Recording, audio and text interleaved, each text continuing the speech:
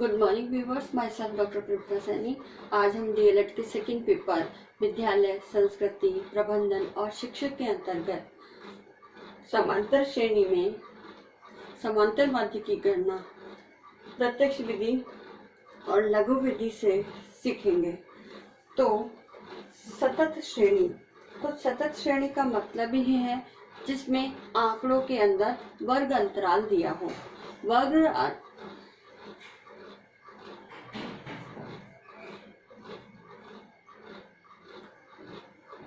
वर्ग अंतराल दिया हो तो वर्ग अंतराल जो है, वर्ग अंतराल ही जिसमें इस प्रकार की सीरीज हमें दिखाई देती है तो वो सतत श्रेणी कहलाती है। अब इस सतत श्रेणी के आधार पर हमें उसकी फ्रीक्वेंसी दी जो जाती है और इस फ्रीक्वेंसी के अंतर्गत जब हम समांतर माध्य की गणना करते हैं तो इस समांतर माध्य में सबसे पहले हम x या m जिसे हम लिखते हैं वो होती है मिड पॉइंट या मध्यमान या मध्य मूल्य, जो भी कह सकते हैं हम, वो सारे मिड पॉइंट हम इसमें निकालते हैं। और मिड पॉइंट के आधार पर जब हम फ्रीक्वेंसी से चाहे अज्यूम मीन के द्वारा या फिर फ्रीक्वेंसी से गुणा करके जब मध्यमान की गणना की जाती है तो उससे हमें समांतर माध्य प्राप्त होता है। अब हम सबसे पहले सीखेंगे यहाँ प्रत्यक्ष विधि से।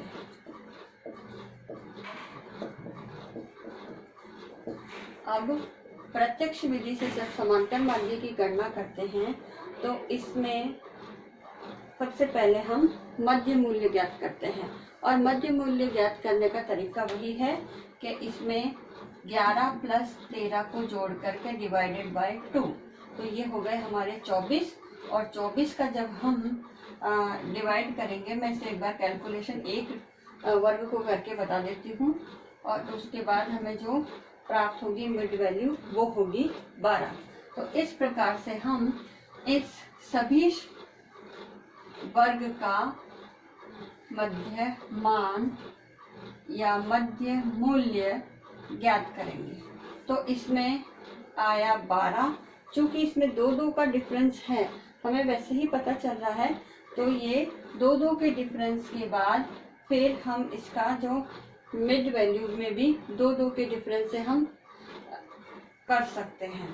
तो फिर 16, 18, 20, 22 और एट द लास्ट 24। तो इस प्रकार से ये हमने मध्य मूल्य प्राप्त कर लिया। अब इस मध्य मूल्य को प्राप्त करने के पश्चात हम क्या करेंगे, ये जो f है इसकी टोटलिंग कर लेंगे। तो f हमारा n है। अब इस n का मान है 30, यानी इन सबको जब हम ऐड करेंगे तो इसकी वैल्यू हमें 30 प्राप्त होगी। अब नेक्स्ट जो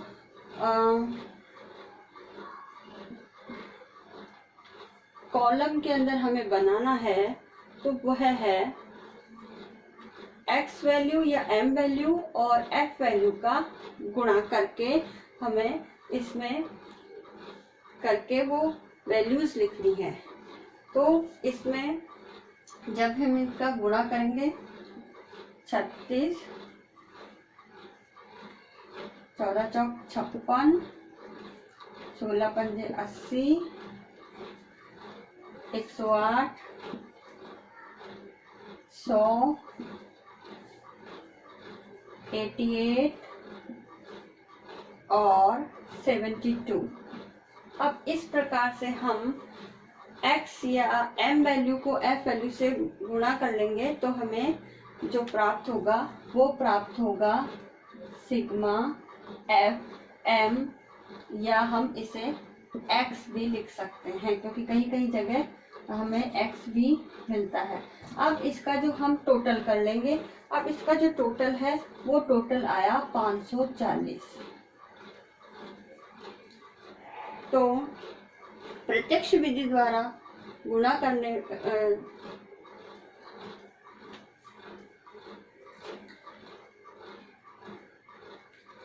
प्रत्यक्ष विधि द्वारा समांतर माध्य ज्ञात करने का जो सूत्र है वह सूत्र हमारा इस प्रकार से है। मैं सूत्र यहाँ लिख रही हूँ।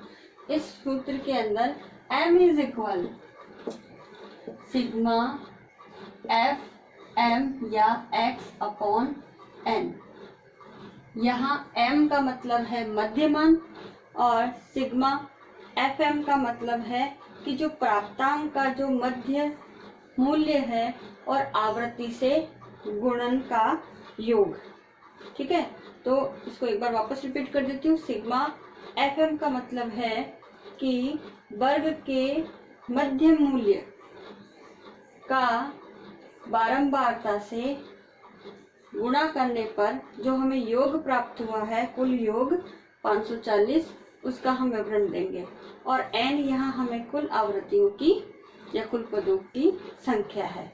तो इस प्रकार से जब फॉर्मूले के अंदर हम इसे फीड करेंगे तो 540 अपॉन 30, एक शून्य से एक शून्य कट गया, और इसका जब हम डिवाइडेशन करेंगे तो इसका जो मूल्य आएगा वह आएगा 18, जो है हमारा मीन है और यही हमारा आंसर है। तो इस प्रकार प्रत्यक्ष विधि के द्वारा हम समांतर माध्य की गणना इस प्रकार से कर सकते हैं। अब हम इसी जो एग्जाम्पल है, जो हमारा क्वेश्चन है, उसकी ही डिजिट या आंकड़ों का के आधार पर हम लघु रीति से समांतर माध्य ज्ञात करना सीखेंगे, जिसमें हमने कुछ वैल्यूज एज इट इज रखी है। जैसे जो मध्य मूल्य है वो एज इट इज है। अब इसमें हम कल्पित माध्य के माध्यम से जो है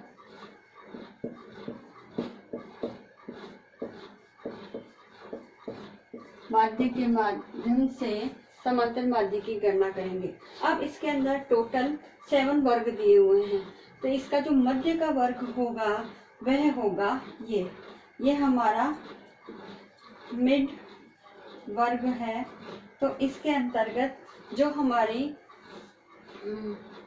मध्य वैल्यू हमें प्राप्त हुई है वो प्राप्त हुई है 18, क्योंकि जो कल्पित जो माध्य है वो हमारा 18 है, क्योंकि इसको जोड़ने पर 36 प्राप्त हुआ और डिवाइडेड बाय 2, तो उसमें 18 हमारा आया। तो 18 हमारा जो है वो समांतर माध्य है।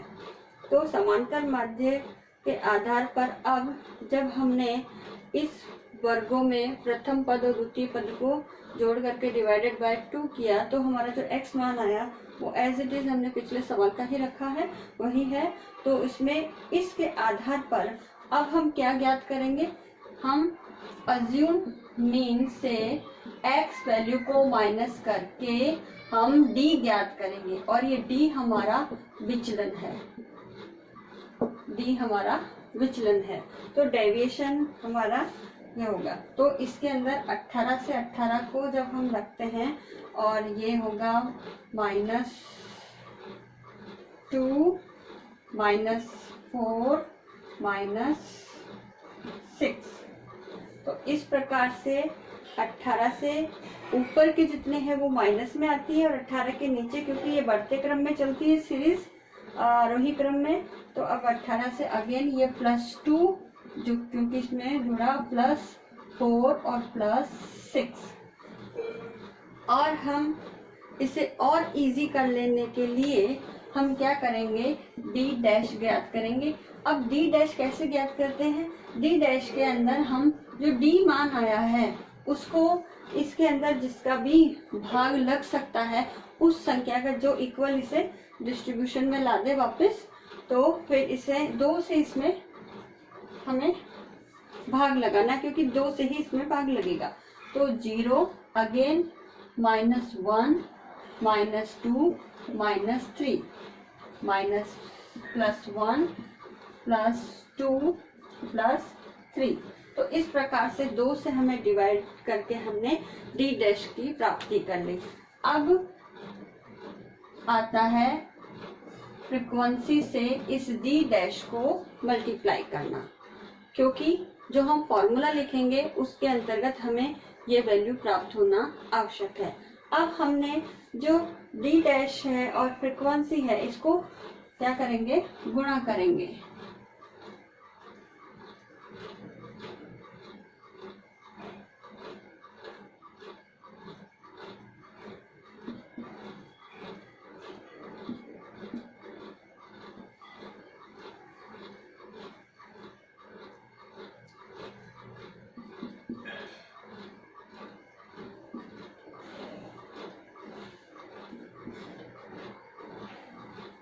तो इस प्रकार से हमने f और d डैश की वैल्यूज को आपस में मल्टीप्लाई कर लिया। तो इसमें 3 3 9, 4 2 8, 5 1 5 और अगेन 6 और 0 से करेंगे तो 0, 5 1 से करेंगे तो 5 1 1 और 4 2 8 और 3 3 9। तो इस प्रकार हमने ये वैल्यू याद कर ली। अब हम क्या करेंगे, इसमें जो माइनस वैल्यू है, इस माइनस वैल्यू को हम जोड़ेंगे। तो मैं उस डिजिट को यहाँ लिख रही हूँ। तो 17 और 17 और 5 22 और इसमें हम प्लस वैल्यूज को लिखेंगे तो 13 19 अगेन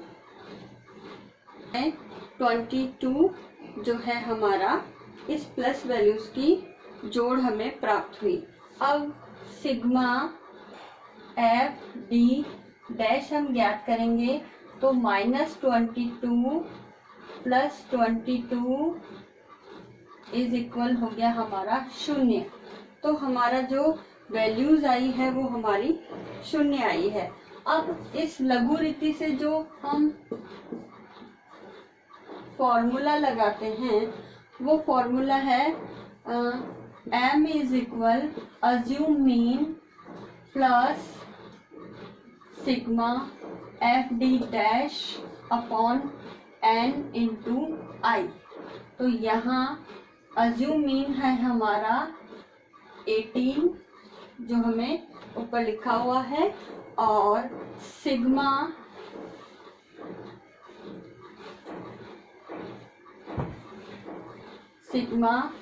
एफ डी डैश है हमारा 0, क्योंकि यहाँ 0 हमें प्राप्त हुआ है।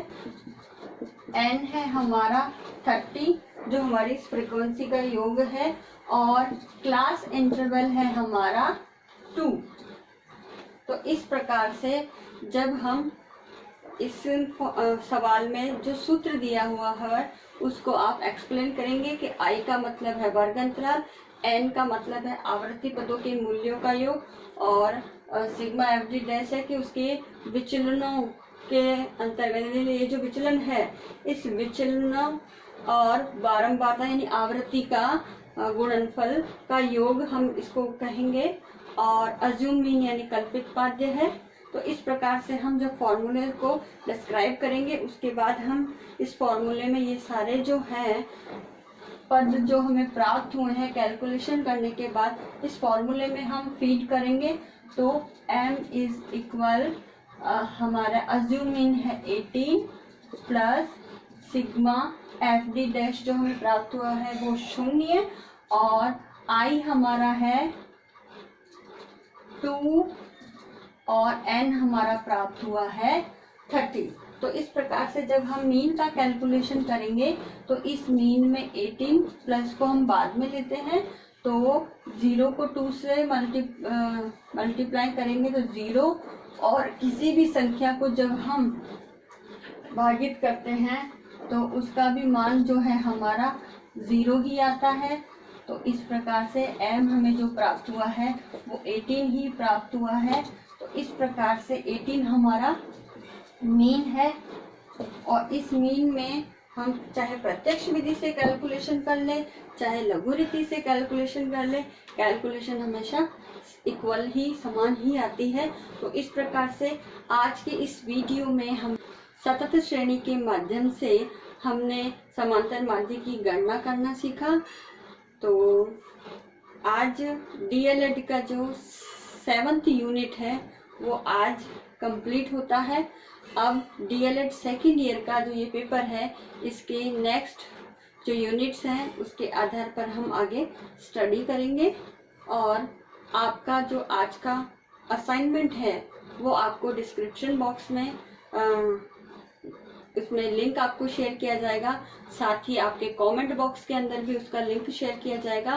तो आप उसी आधार पर डिस्क्रिप्शन बॉक्स या कमेंट बॉक्स में जा करके आप आज का असाइनमेंट देख सकते हैं। उस असाइनमेंट को आप जो भी क्वेश्चन होगा उसको आप डायरेक्ट और शॉर्ट मेथड यानी लघु रीति, इन दोनों से आप उसमें समांतर माध्य की गणना कीजिएगा।